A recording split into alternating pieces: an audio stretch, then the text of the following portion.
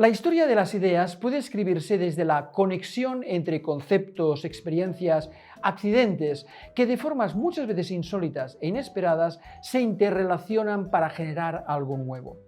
En este sentido, la curiosidad es útil como actitud atenta a lo que ya existe y también a lo que hay que cambiar, y como mecanismo para conectar de forma exploratoria cosas aparentemente lejanas.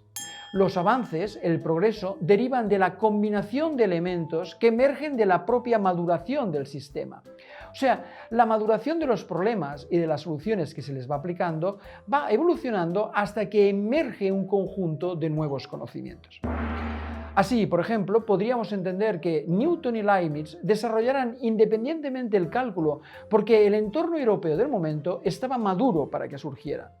Esto no les quita nada de lo extraordinario de su trabajo, pero subraya la importancia del contexto, de lo que se denomina el adyacente existente.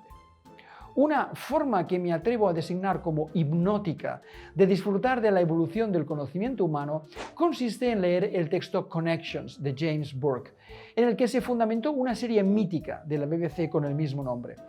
De hecho, quizás lo más fascinante es ver hoy esta serie realizada a finales de los 70, una serie que explica tan acertadamente el proceso por el que se han desarrollado las principales ideas de la humanidad hasta nuestros días.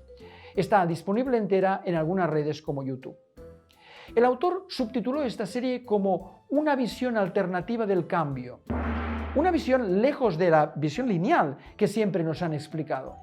Es la de Burke una lectura diferente sobre la evolución de la sociedad, en la que se da la mayor relevancia a la interdependencia entre las ideas, muchas veces distantes en el tiempo. Esas relaciones entre hechos, personas, situaciones, momentos o condiciones del entorno que aparecen sin más en sus momentos respectivos y que el tiempo acaba combinando de maneras insólitas.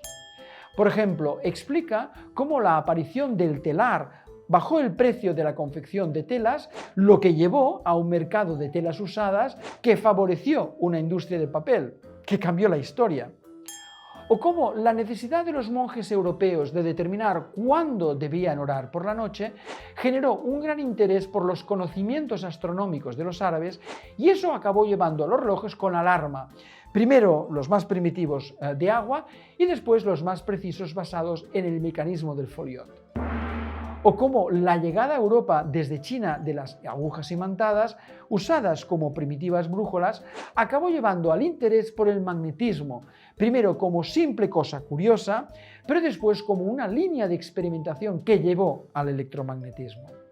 Según Burke, ningún conocimiento relevante aparece solo, de la nada, y la facilidad con la que la información puede circular en una sociedad es determinante para que se acelere la aparición de nuevo conocimiento. El cambio pasa porque muchas ideas, fenómenos, situaciones y personas conectan a través del espacio y del tiempo.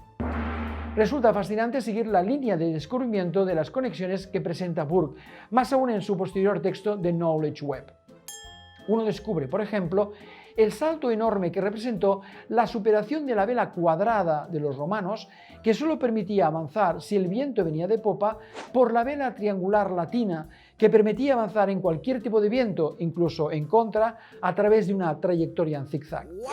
Este avance permitió el incremento radical del comercio y con ello el de los beneficios de los comerciantes, o sea, del capital, disponible entonces para llevar adelante inversiones de todo tipo. Si a eso añadimos el perfeccionamiento de la brújula y la invención del timón, ya tenemos desplegadas las condiciones para la posterior era de los descubrimientos. Capital más tecnología. Algo estimulado de manera inesperada por la caída de Constantinopla. La combinación de todo ello motivó un primer Go West, la llamada hacia el oeste, que se desarrolló en forma de los viajes por el Atlántico. En definitiva, el progreso surge de la conexión de las ideas. Curiosos del mundo, uníos.